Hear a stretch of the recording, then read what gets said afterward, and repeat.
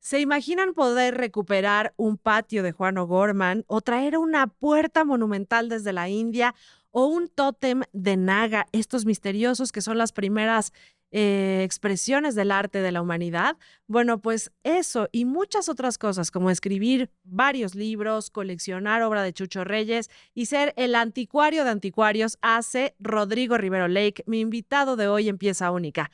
Yo soy Cristina Belfu y espero que compartan el conocimiento. Bienvenido, Rodrigo. Muchas Gracias por estar gracias. aquí. Gracias de poder compartir toda la locura que ha sido el coleccionar cosas, el estar imbuido de ese deseo de ver, de aprender, de que cada cosa tiene un embudo.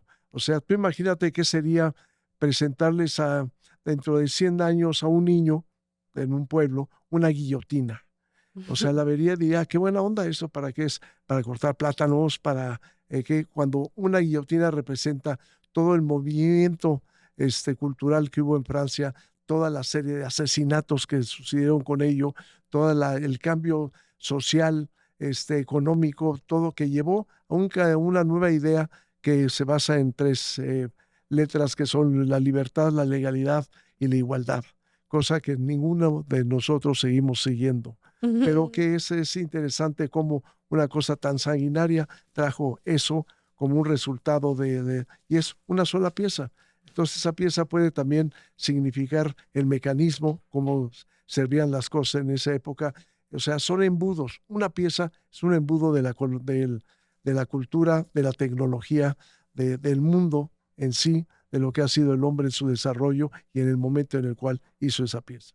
Cada objeto tiene su propio significado, su historia, y de pronto pierden contexto y pierden, pues, función, ¿no? Como la guillotina, a lo mejor que Sí, pones ahora de ejemplo, pues hay otros objetos que ahora los vemos y no sabemos para qué sirven, Rodrigo.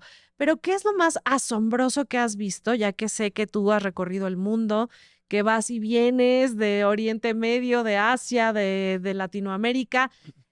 Seguramente has visto muchas cosas. ¿Hay algo que haya llamado tu atención especialmente? sí, ese buscar del hombre, porque se ve a través de las piezas. El hombre que quiere saber, que quiere descubrir, que quiere encontrar una razón por la cual estamos aquí. O sea, ¿qué estoy haciendo aquí, no? Entonces es el ingreso el humano en cualquier momento y en cualquier lugar del mundo. ¿Qué estoy haciendo aquí? Y que se refleja a través de la idea del concepto de Dios y de todo lo que nos refleja tener una moral, un deseo de saber, de dar, de compartir y de tener mejor concepto de qué es lo que estamos haciendo. Entonces, eso, cada objeto lo tiene y cada lugar del mundo lo presenta. Llegas a India y te encuentras, es una religiosidad maravillosa, envidiable, realmente envidiable. Gente que sale en la mañana al templo de la esquina, que es un templito de ese tamaño, hay una campana que ¡plan! Le pega para despertar a los dioses, para decirle, ya estoy, voy a trabajar, o sea, échame ojo, Mm. ¿no? Y van a trabajar y regreso, ¡pam! Otra vez, ahora sí te puedes ir a dormir, ya no te necesito, ya cumpliste conmigo. Entonces, ese deseo de nosotros tenemos un San Judas Tadeo, existe un Ganesha, es exactamente la misma labor que tienen el remover obstáculos y también Ganesha es el promotor del comercio. Entonces, aparte que remueve los obstáculos, te mete en el comercio y vas a elaborar ahí una serie de situaciones siempre bajo los arquetipos que tiene el Ramayana de ser legal, de ser derecho, de ser honesto y de estar lleno de amor. Qué maravilla. Sé que coleccionas vírgenes de Guadalupe. Sé que coleccionas arte sacro. Sé que coleccionas arte hindú, por supuesto. Dime, ¿tu afán cuál es? ¿El del conocimiento? Bueno, en este labor, coleccionas porque compras más de lo que vendes. Entonces, Y esa siempre es así. es la razón primordial en la cual empiezan las colecciones, ¿no? Ok.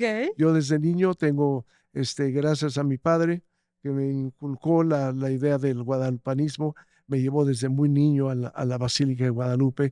Me acuerdo en la antigua basílica, el estar ahí, la luz que había, toda la gente vestida todavía de manta de blanco, de guaraches, con un olor diferente ahora huelen a McDonald's, Mm. antes olían a papaloquelite, que es un olor muy, muy penetrante, muy fuerte y muy sabroso. Y ver la religiosidad entonces me influyó. A mi padre, que venía de de la guerra cristera, que había tenido una maravilla de vida, siempre dentro de su religiosidad, pero que siempre me dijo, no confíes de ningún cura. Y después tuve la fortuna de darme cuenta que sí, había que hacerlo, que no había que hacerlo. Entonces, en fin, todo ese me fui imbuyendo y vi que había nada más una bandera, que es la que se ha llevado en México desde que apareció la Virgen de Guadalupe, que es ella. O sea, siempre, nunca, la frase que tiene, nunca le he hecho mejor favor a cualquier otro país, a cualquier otra nación. ¿Y eso qué significa? Que, por ejemplo, en el siglo XVII había 5 santos ya en el Perú, y a nosotros no nos habían hecho ningún santo, ¿verdad? Entonces, ¿para qué queremos un santo? Nada más la mamá del patrón nos visitó. Entonces, tenemos todo ese concepto de la maravillosa imagen de la Virgen de Guadalupe, todos sus milagros, cosas sorprendentes que yo he descubierto, por ejemplo, estudiando la grandiosidad del virreinato mexicano, que fuimos el país más rico del siglo XVIII. El país más rico y mejor tratado de todo el mundo era México. Entonces, la guerra de la independencia se hace por envidias y porque todo el mundo quiere quedarse con el balón, no porque haya sido tan mal manejado. Pero nos encontramos de que teníamos, por ejemplo, en el tiempo del virrey Villagigedo, teníamos unas islas en el norte de Canadá que se llamaban Nootka. Entonces había una gran cantidad de nutrias, las cuales fuimos matando como buenos mexicanos, ¿verdad? Acabando con ellas. Y cuando llegamos al final, nos topamos de que Rusia también estaba del otro lado. Entonces tuvimos que venderle nuestra isla a Rusia. Pero todas esas pieles que se cortaban, que se sacrificaban de estos animales, se mandaban desde ese lugar hasta Acapulco. Y de Acapulco se iban a China.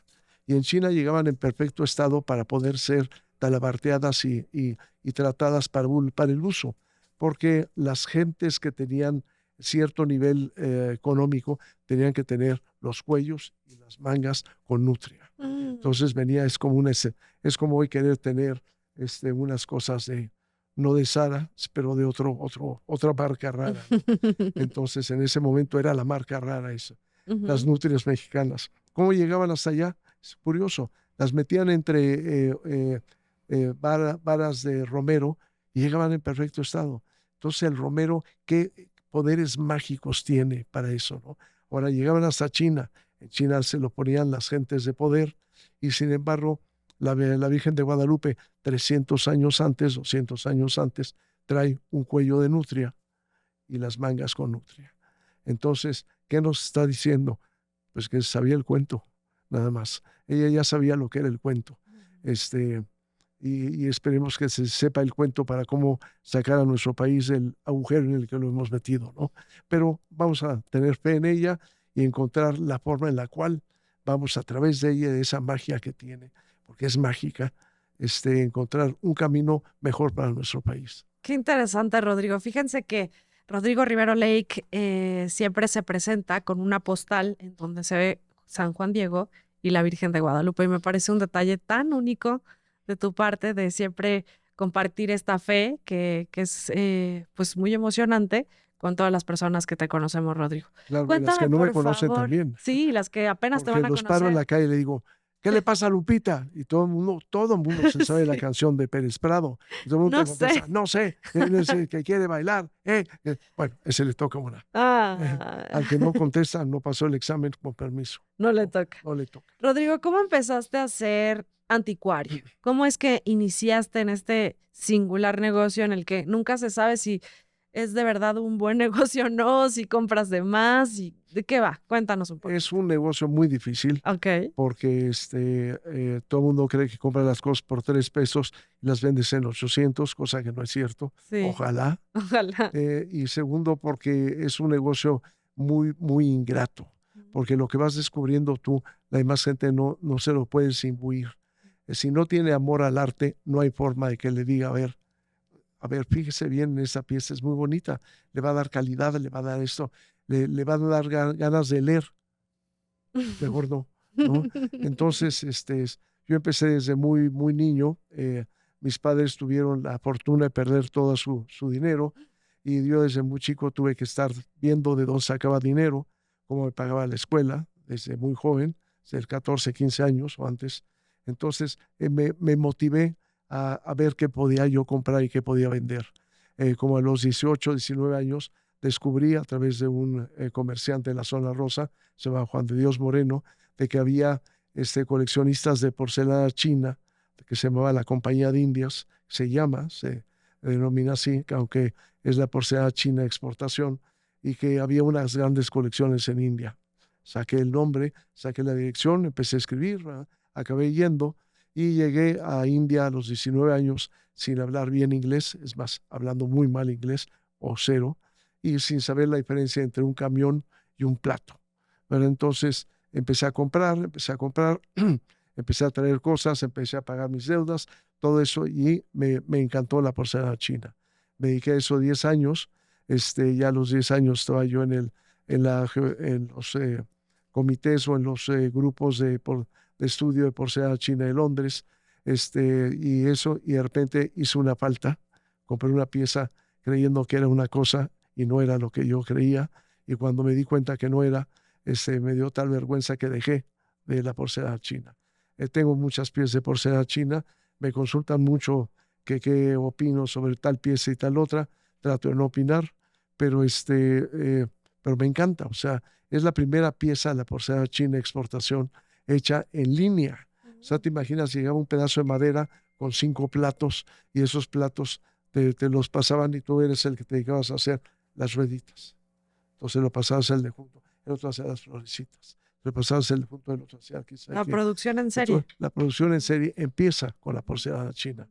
Cuando llegan los primeros jesuitas ahí en el siglo XVI, dicen a Xintesheng, que es donde estaban los hornos, dice, llega de noche, dice, parecía el infierno de la cantidad de fuego que había en los hornos. Wow, okay. Entonces les impresionó. Hay cosas que la historia te va llevando.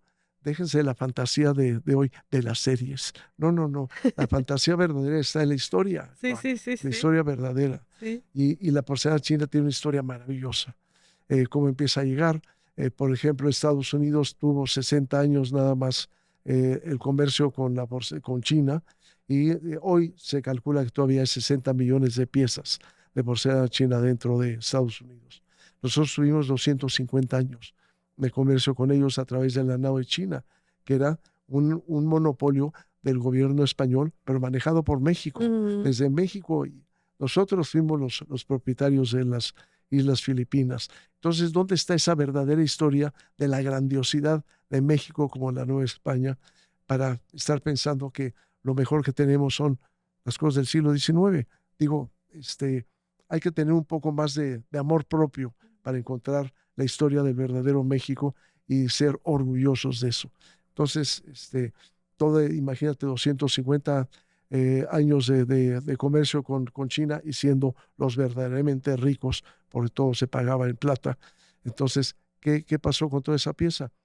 Si vemos 100 años, 105 años de guerras internas, de revoluciones internas, todas manejadas por el odio, como se manejan las políticas, podríamos decir casi actuales, pues nos encontramos con una destrucción, no nomás del país, de los sistemas, sino de todos los objetos que representaban la riqueza de la Nueva España. Entonces se destruyó cientos de millones de piezas, ¿no? ¿Qué nos pasa en un país así, en el cual, es que nos vinieron a robar? Perdonen ustedes, llegan a cualquier ciudad, vean las maravillosas construcciones, los palacios que hay, los acueductos, entras a las iglesias llenas de oro. ¿Dónde está el oro? Pues está aquí, está en nosotros. Nosotros somos el oro que se creó durante el virreinato, porque nunca fuimos colonia, fuimos virreinato. Entonces tiene otro concepto también legal, tiene otro concepto de trabajo, de humanidad social. Todo es muy diferente de ser una colonia a ser un virreinato. Claro. Oye, Rodrigo, entonces tú fuiste el primero en tu familia en ser anticuario. ¿Cómo te recibió el gremio? Sí, soy el único en ¿Eres ser el anticuario. único? ¿Sí? ¿Tus hijos ya porque no siguen con el mi hijo negocio? Rodrigo quiere seguir, pero bueno, condiciona mucho las cosas. Entonces, yo espero que entienda un poco que el comercio no es condicionante, ¿no? Ok. Sino es de trabajo. Ajá. Entonces, Pero eres ella el es una único gente anticuario de la encantadora. familia de momento. En nuestra familia de gente buena, sí. Fíjate. ¿Y cómo te recibió el gremio de los anticuarios en México?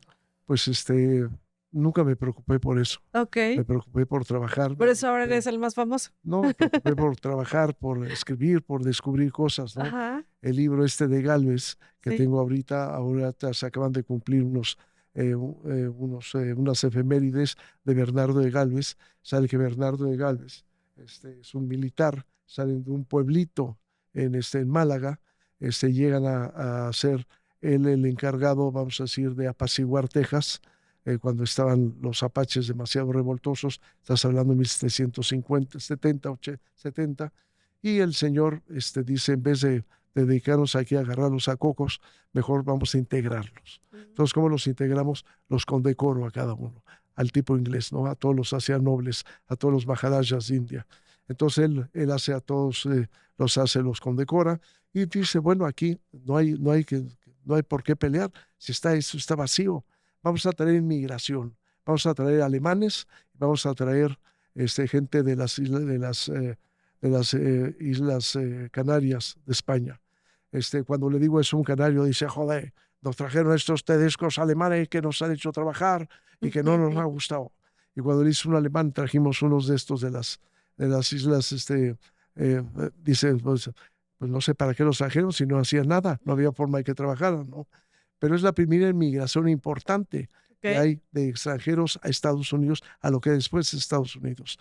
Se convierte lo premian dándole el manejo de todas las Luisianas, que eran francesas, pero las intercambia España para que España vaya en contra de los pocos ingleses que quedaban ahí.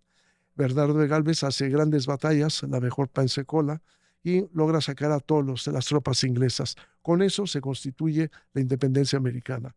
¿Por qué? Porque México no se constituyó la independencia hasta que se fueron los últimos españoles que estuvieron en San Juan de Ulúa, que fue en el 28. Entonces, esas son las leyes que hay, que las leyes sí son las leyes. Entonces, lo premian mandándolo de virrey a México. Perdón. Entonces, lo premian mandando el virrey a México, llega aquí, se encuentra con que hay una pandemia terrible, es 1785, en eso se encuentra que hay, aparte de pandemia, hay una sequedad de 2 años, no ha llovido. ¿Qué hacemos? Entonces se dedica a hacer leyes de protección al pobre, pero leyes verdaderas. O sea, en esa época no hay precios de protección, digamos, por decirlo así. Eso los instituye el Gran Morelos. Entonces, él lo que dice es, si alguien tiene grano, tiene que estar visto desde la calle para que la gente, por el miedo de no darle buen precio a los pobres, lo haga por amor propio o por piedad a los otros. En fin, son las ¿Cómo vas leyes. con esta historia, Rodrigo? ¿Por qué te interesa Porque te vas encontrando documentos. Ok. De repente ves en un lugar, un catálogo, y salen unos documentos de Bernardo de Gálvez, dices, yo los compro. Ok. Los compras, los lees, y dices, Sí. qué maravilla. Bueno, la ley o sea, la Declaración de Independencia de Estados Unidos, que empieza We the People, está basado en todo lo que Bernardo de Gálvez dijo. Así. Ahorita se acaban de encontrar la gente que son los estudiosos de Gálvez en Málaga, se acaban de encontrar los documentos en los cuales el rey de España apoya a los americanos para la independencia. Ok. Y les manda nada más 120 toneladas de plata acuñada, Imagínate. la cual sale de México una, y sale de Perú otra, y sale de... Y además, curiosamente, dice el señor, el estudioso, don Manuel Olmedo, que es un personaje, dice, hombre, es una maravilla, se lo entregaron a una flota francesa y nunca pidieron un recibo. Entonces, pues ya sabemos lo que puede suceder y lo que sucede en esas cosas. Entonces, todo eso, a Bernardo de Gálvez le dice Washington, tú eres el héroe, tú eres el que debes de entrar a abrir la independencia. Y Bernardo de Gálvez me llevan a México. estaba 1 año o 2 meses en México, hacía 18 edictos diarios. Wow. Sábado, domingo, 18, en protección a los pobres, en protección a cuidar, en construir, en usar a todos los pobres que estaban dentro de la ciudad para que trabajaran, se les pagara un salario y con eso regresaran a sus lugares de origen con el dinero ganado. Un tipo con un concepto social que es verdaderamente social. O sea, no es para ganar votos, es social por el amor al prójimo, ¿no? Mira, qué interesante Entonces, personaje. te encuentras un personaje así en el cual las leyes de hoy, muchas de ellas están basadas en lo que él hizo en año y medio, en año 2 meses de virrey. Dices, qué concepto tenía del amor al prójimo, de lo que es la legalidad, de lo que es. Él cuando se regresa después de la independencia, lo que es el virrey, digo, el embajador de España en Francia, porque todo se manejó desde Francia, ahí es donde estaba Franklin, que era el que representaba a los insurrectos americanos, le decía al rey de España, no seas tonto, no los apoyes, los van a traicionar. Y se lo decía cada rato, el rey de España le valía sorrete, pero Carlos III. Entonces, bueno, te encuentras en un mundo sensacional de intrigas, de cosas. Claro. Bernardo de Gales, para tomar Pensacola, le engaña al que es el director del fuerte. Le manda otro inglés disfrazado de general inglés con 2 botellas de ron, porque él sabía que le gustaba el chupe, con cartas falsas, con todo eso, y además con toda la historia de él. Dice, oye, ¿no te acuerdas que estuvimos en tal, en tal academia juntos? Pues no me acuerdo. ¿Cómo que no? Yo era el que me senté allá atrás de ti. Entonces el otro lo empieza a convencer. Lo engaña. Mi hija fulanita estaba en la misma escuela, no estuve en la escuela esta, con mi hija. Y nos conocemos de toda la vida. Entonces, a ver, platícame, ese cañón hasta dónde llega, y este cañón hasta dónde llega, y ese acá. Y ahí lo construye una línea para entrar en Pensacola, Mira. porque es una bahía. Todo viene en este libro.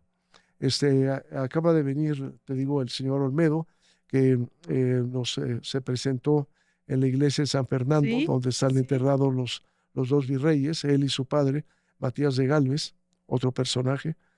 Y el ejército mexicano se presentó con el encargado el general encargado de proteger la Ciudad de México, con tropas, con una banda militar, se le rindieron homenajes, en fin, y al otro día en el castillo de Chapultepec hubo unas grandes pláticas donde a mí me tocó, afortunadamente, el último en platicar, porque así lo hago, como empezó mi plática. Siempre que te toca al final tienes que decir, ojalá sea breve. Oye, Rodrigo, pero a ver, cuéntame, ¿dónde encuentras esos documentos que te dan pie a estas historias que has narrado en tus libros? Es que tú crees que tú los buscas a ellos, ¿no? Ellos te buscan a ti. A ver, cuéntame. Ellos te buscan a ti. Yo el primer documento que encontré de Gálvez lo encontré en una subasta en Nueva York. Ok. Bueno, lo compré por el rey de México. Ahí, bueno.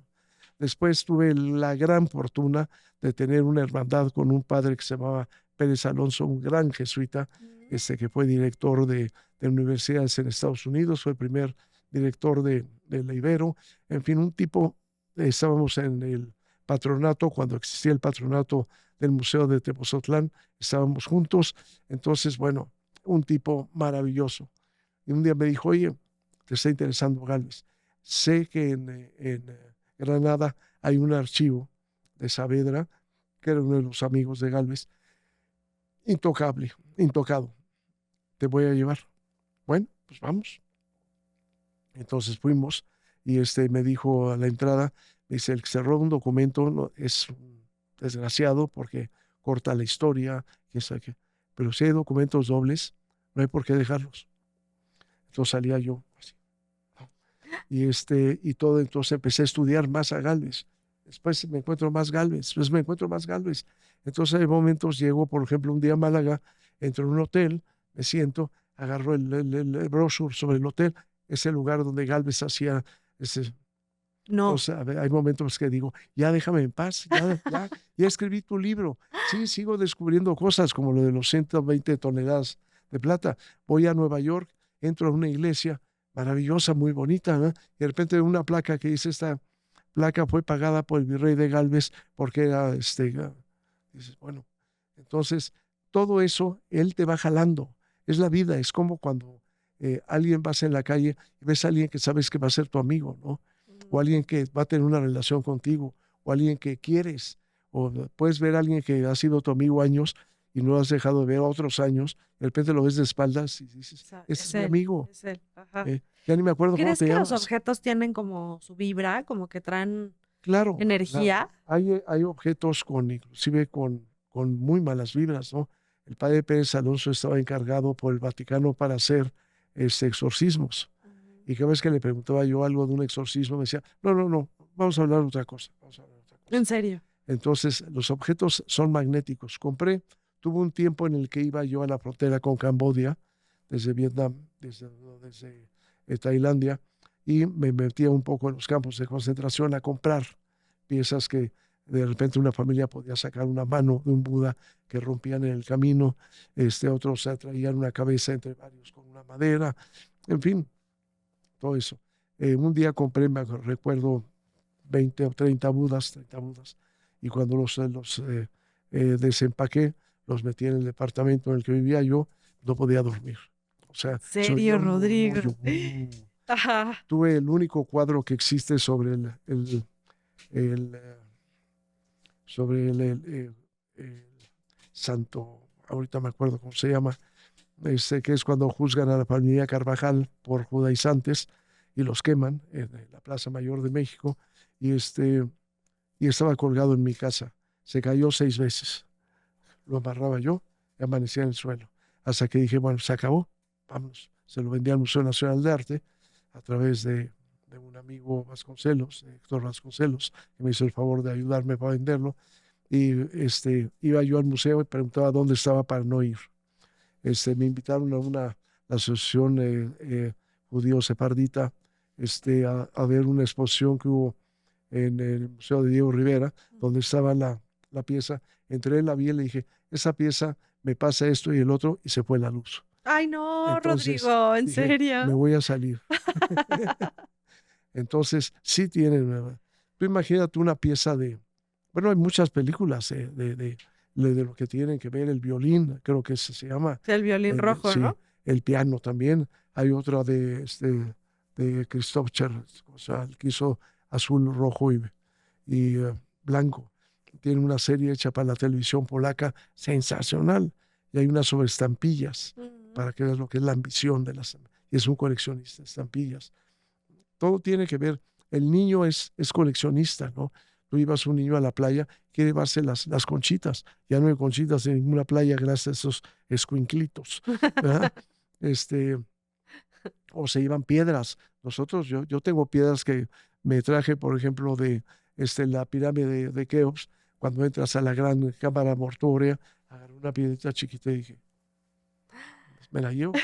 Y también, y la tengo por ahí, y la usaba mucho para meterme en la boca para no hablar, como hacían los faraones. Los faraones tenían una rigidez sensacional, ponían las manos aquí para no moverse, para significar sabiduría, y Mira, se metían una piedra en la boca para no hablar. No tenían por qué hablar.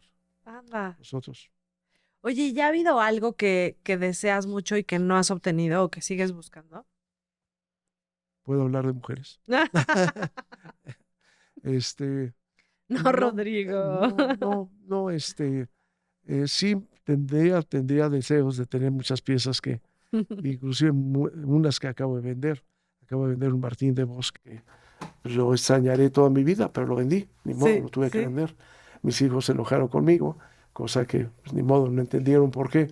Pero bueno, este, pero sí, tú vas a un museo y no tienes por qué desear las cosas que hay ahí, ¿no? Sino te las llevas puestas, ¿no? Claro, tienes Entonces ya razón. ves, tienes otro concepto de las cosas. Lo que es, como decía la canción, lo que es de ti, nadie te lo quita. Así decía mi tía Panchita. No es así. O sea Lo que que es como tuyo es tuyo. anticuario tienes que jugar un poco entre este deseo por atesorar y el ser desapegado. Sí, no es atesorar, es por tenerlo. Ok, O sea, ok. tú eres depositario de las piezas. Porque a mí me dicen, oye, ¿qué vas a hacer con todas las piezas que tienes? Si te mueres, es problema de ellas, no es mío. Ujú, O sea, me da igual que ujú. sea, como si las piezas tienen su propio destino, Sí, ¿no? sí, Y sí, su propia energía y su perdone, propio camino. perdón. No te Tienen su propio preocupes. destino y además ellas saben lo que tienen que hacer. Como me buscaron a mí, digo, hay veces que te encuentras una cosa en la lagunilla, vas pasando y te hace una cosa. Aquí, aquí. Aquí estoy, ¿no? Entonces te volteas, ay, qué bueno. Dije, te la estaba guardando. Es bueno, o no te la estaba guardando, lo que sea. O sea, todo tiene una magia. Sí. Estamos en esta vida sin saber por qué, sin saber lo que está sucediendo. Yo digo que somos como aves, naves planetarias, ¿no? Ujú. Estamos cada uno volando en un espacio. Nos tocábamos con una, nos topamos con otra. Quién sabe qué, hablamos con una, hablamos con otra. Pero ¿qué es lo que estamos haciendo aquí? ¿Quién sabe? O sea, ¿qué es la tridimensionalidad, no? Cuando hay, lees Uspensky, te clavas en lo que es las otras dimensiones. Dios vive en la sexta dimensión y vive aquí. Pues Ujú. entonces, imagínate lo que es el cambio de la realidad a la ficción o a lo que crees que es la realidad, ¿no? Qué Sí, interesante. también, Oye, Rodrigo, cuéntame de tu relación con Chucho Reyes, otro anticuario, sí, también apasionado yo, por yo México. lo conocí de muy niño, me llevó mi madre porque era amiga de sus hermanas. Ujú. Me impresionó un poco porque muy, ¿Era agresiva? sí, ¿Cómo era? este, como, como haciéndose el bueno, pero era un tipo muy, muy interesante porque tenía una cultura irreal. Ok. Tener una cultura y además un manejo de la línea que ya lo quisieran, ya lo quisieran, todo el mundo, es excepcional. Entonces, bueno, como a los 18 años, fui una vez que me llevó mi hermano Francisco, que era muy amigo del sobrino, y me regaló dos piezas que después se perdieron, se quedaron en casa de un hermano mayor y no sé a dónde fueron a dar. Y después, pues me fue interesando, porque sí tiene una cierta magia, un colorido muy interesante. Después empiezas, ya sabes, la pretensión del jovencito, ay, ya sé sobre Barragán y sobre quién sabe qué. Y ves que Barragán, cuando recibe el premio Pulitzer, dice nada, yo no, yo le debo todo a Chucho Reyes, Ujú. la idea del color, la idea del espacio. Entonces, ¿por qué? ¿Por qué él le debe al otro? ¿Y por qué quién sabe qué? ¿Y por qué Entonces, tuve la fortuna de ser invitado varias veces a esculcar a su casa en la noche con su sobrino y con mi hermano. Y era sensacional porque tenía, en la parte de abajo, tenía un cuarto, el que había puesto roperos, todo alrededor. Los había llenado de cosas. Ay, Ya que wow. estaban llenos de cosas, puso otra línea de roperos. Los llenó de cosas. Hasta que se cayó el peso. ¿En No se serio? cayó el piso. Este, ¿Dónde y estaba su casa? en la ¿Recuerdas? calle Milán 20 o 22, no me acuerdo. Ok. Y un día, en el ropero de hasta allá, saqué un relicario muy bonito. Entonces dije, le voy a preguntar a ver si me lo venden. Entonces llego y le digo, al otro día, a mediodía, oye, Chucho, ¿ya viste esta pieza? Claro, estaba en el ropero azul del fondo. Sabía O sea, sabía perfectamente. perfectamente dónde estaba todo, todo. Entonces ese amor que le tenía él también a las cosas. Tiene una colección de arte, de juguete, que se dejó perder porque todo lo sacamos y llovió y no se cuidó, pero que hubiera sido muy, muy importante. Y cosas que se perdieron, ¿no? Hubo muchos problemas de la familia y pues ahora Con la herencia. sí, ahorita hay gente que se dice ser herederos de él. En fin, hay muchas cosas turbias. Yo me he dedicado a estudiarlo, a ver sus colores, a ver sus líneas. Un tipo muy difícil de catalogar porque hacía lo que se le ocurría, ¿no? Sí. Entonces hay veces que hace un monstruo de algo, hay veces que tiene unas piezas que son casi goyescas de la época negra, sensacionales. Tiene, todo está variando, todo está variando. Entonces, soy el que lo autentifica, poder autentificarlo, hay veces que me cuesta mucho trabajo y no cobro más que cuando considero que la pieza es buena, no por decir que no sea buena cobro, no se me hace moral. Entonces, en fin, me interesa mucho. Tuve la oportunidad después de ver la desgracia de donde acabó su biblioteca, que acabó en una venta, en una taquería. Entonces, donde sacaba yo libros y todos los libros eran primera edición de todos los mexicanos, de todos los americanos, tenía todas las revistas de la ¿En una época. venta de una taquería? ¿Cómo así? Sí, bueno, son cosas ahí que sucedieron. Ajá.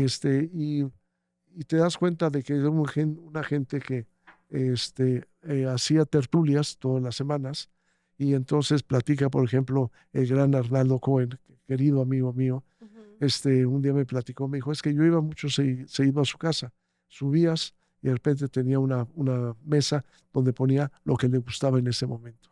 Entonces podía Ay, tener qué bien. caballitos de cristal hechos soplados, que él Ajá. también se metió a soplar, cosas así, a tener unos marfiles que fueran unas piezas extraordinarias de mucho dinero y quién sabe qué, o un Cristo que le había quitado los brazos, estaba nada más puesto. O sea, él hacía sus propias instalaciones todo el Ok. tiempo. Y ahí iba Diego Rivera, iba Tina Modotti, iba toda la gente importante que viniera a México, tenía que acabar en casa de Chucho Reyes a tomarse un ponchecito, porque era de Guadalajara, y un ponchecito nada más, y platicar con la gente. Entonces, esa gente que tenía ese ambiente para crear un mundo Sí. aparte cada semana, pues tiene que ser una gente muy interesante. Yo, por desgracia, tuve poca plática con él. Mi hermano sí platicaba días con él, y le encantaba todo lo que platicaban en sí. Mucho me platicó él a mí, pero una gente que a los 90 años, 92 años, viajó por primera vez a Europa. Se lo llevó el sobrino haciendo un gran esfuerzo, además con un gran concepto de cariño hacia él, y lo llevó a Japón, y lo llevó acá, y lo llevó allá, y en todos lados el señor exponía también, se llevaban obra para exponer, ¿no? Y con eso vendían y seguían al otro lugar, que iban, y con eso vendían y se iban al otro lugar. Entonces, sí es un mundo y una vida extraordinaria, ¿no? Y todo lo que tiene, pues lo vas viendo, ¿no? Unas piezas, unos marfiles. Él viene de una familia que tuvo que ver con la nao de China, porque estando en Jalisco está pegado, y de por ahí es donde pasaba toda la nao de China antes de llegar a Acapulco, y además iban tirando todo el contrabando, porque nada es nuevo bajo el sol. Nos encontramos que los galeones de Acapulco tenían que llegar a Acapulco con 700 toneladas de carga, y el grupo naviero más pequeño que se hizo fue de 1100 toneladas. Entonces estás hablando de 400 toneladas de contrabando que iban tirando desde la Alta California, que es a donde llegaba el barco por las corrientes, no, por las corrientes de agua, no por las corrientes, y que iban bordeando, y además iban tirando. Michoacán está lleno de objetos y de influencia asiática, porque recibían todo lo que iban tirando las naos. Cuando vean ustedes, por ejemplo, el traje que tiene Frida Kahlo de Michoacana, que es el de Tehuana, se encuentran de que lo que traía en el pie, en la cabeza, es un traje de un niño. Está hecho con una tela que se hace en Filipinas, que está hecha de piña, que es casi transparente. Entonces, en una caja llegó a lo mejor un vestidito de un niño para un bautizo. Pues dijeron, ¿y eso qué hago? Pues me lo puse en la cabeza y salí y presumí, Qué y de ahí se bonito. hizo. Entonces lo ves en gente como el de Frida Kahlo, que es de la época, ¿no? Es casi el siglo XIX, y que tiene esa tradición de lo que era, ¿no? Entonces, el cochino, son chinos. Las carnitas es un platillo casi chino, ¿no? Ujú. Podríamos decir. En fin, y también toda la influencia mexicana en Filipinas, pues, es enorme, ¿no? Fue mexicano 250 años, y toda la gente que iba en los barcos, obviamente llegando a Filipinas, lo que buscaban era casarse con la que fuera, porque entonces casados no podían regresar, Mira. se quedaban allá. Entonces agarraban a otros y se los traían de para acá. Entonces, porque eran las levas, ¿no? Para llenar los barcos con gente. Wow.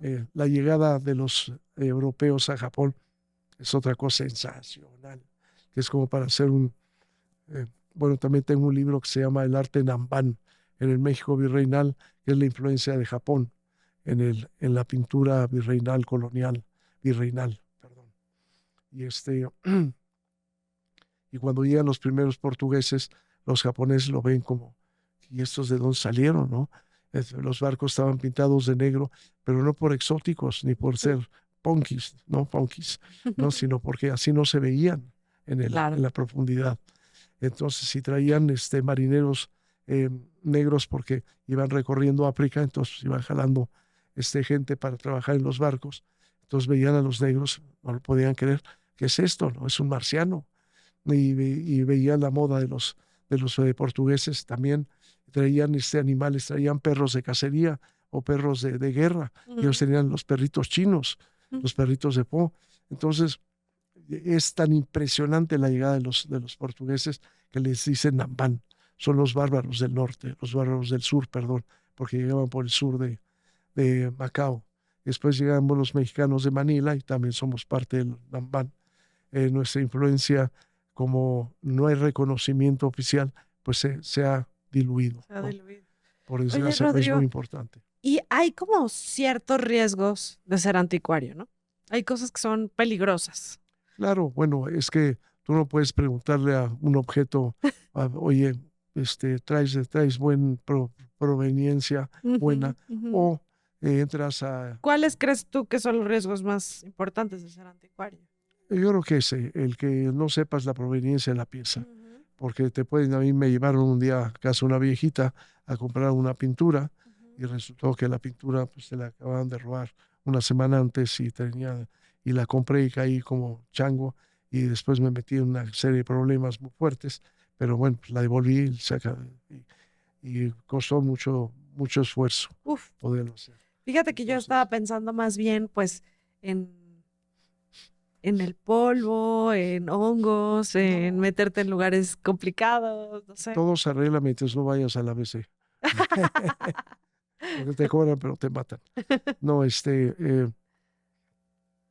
la restauración ya es una profesión realmente muy importante.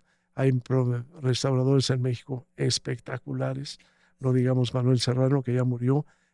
Agustín Espinosa, que todavía afortunadamente sigue elaborando. Él es el que... Esto es muy curioso, una historia con él.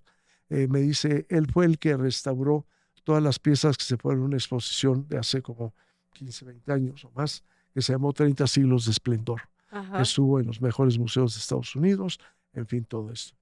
Y de repente me dice, oye, estoy restaurando la pintura del virrey, no me acuerdo cómo se llamaba, uno que te sale con un tocado muy grande, que no es Linares, ahorita me acuerdo, con los tacones, con la casaca azul, muy, muy serio. Y dije, ay, yo tengo un papel por ahí que habla de cuando Rodríguez Juárez, que es el pintor, le dicen, oye, no sé, llegó el virrey y está muy enojado, pues no se parece a él.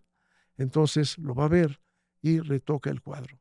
Y lo hace que se parezca a él. Entonces queda contento el virrey. Bueno, y le pagó el gobierno de la Ciudad de México 6 pesotes por eso. Es el recibo. Bueno, entonces llego con el libro, con el recibo de eso, y me dice, no me lo vas a creer. Este cuadro tenía una cantidad de repinte en la cara, se la quité, me fui hasta el fondo. Bueno, pues ¿qué le dices, no? Pobre virrey estar en la tumba. Sí, yo no soy ese, yo no soy ese. ¡Qué fuerte! Llegaste tarde. Entonces, todo tiene un cierto... acabo de vender una pintura a un gran coleccionista de Monterrey que está haciendo un museo que Dios quiera que lo acabe. Sí. Una gente de primerísima, el cual le vendo un cuadro de Cabrera y de repente me fijo que hay un señor en la mera esquina asomado hacia la cámara, ¿no? Como si dijeran, a ver, vamos a tomar una foto viendo para acá, y él está viendo para acá. Lo empiezo a ver. De repente veo el retrato de Cabrera, ya de viejo, digo, pues es él de joven, se retrató ahí. Entonces, ya vendido, le dije, oye, por el mismo precio te llevaste el autorretrato de Cabrera. Entonces, cosas así que te van apareciendo, o sea, no la busqué yo, sino vi el retrato, se me quedó en la cabeza, después voy a un lugar, veo en el museo el retrato el autorretrato de Cabrera, ya de viejo, y pues es la misma persona, entonces tiene que ser el mismo, ¿no? Y todo el mundo me dijo que sí, me aplaudieron, quién sabe qué, pero a la semana se les olvidó porque ya otra gente lo publicará y a él sí le aplaudirán. pero da igual, ¿no? A mí lo que me Sí, gusta es descubrir las cosas, claro. estar en el ajo de Mira, ver qué encontré. es como la observación, la búsqueda y de pronto también algo de misticismo, ¿no? De que den contigo Claro, estos sí. Digo, mensajes. me están buscando, ¿no? Ujú. Él cuando me vio me dijo, Aquí a estoy. ver, ¿cómo que no me reconoces, mano? A ver, no te uso. ¿Eh? Wow, Rodrigo, pues ha sido de verdad un gozo y un placer conversar contigo, como lo es siempre cada que me encuentro contigo. Me encanta em, compartir, platicar, porque creo que especialmente la pasión que tienes del coleccionismo y de ser anticuario es una pasión por la vida y estar interesado en la vida, pues a eso venimos a este mundo sin sentido y sin razón, como nos decías, ¿no? Hace un momento, pues por lo menos estar apasionado y estar interesado en algo me parece sobresaliente y me encanta compartir contigo, ser tu amiga, es un honor para mí.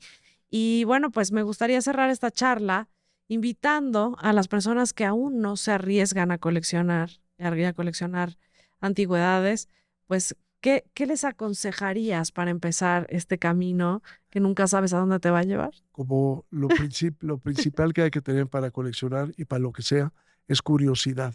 Mm, ¿Qué curiosidad puedo tener? Cuando vaya y vea un objeto, el que sea, que diga qué curiosidad me da, cuál es la historia que me da, dónde me encuentro museos que tengan piezas similares, dónde me encuentro otro para hacer más grande mi colección o cómo lo voy haciendo.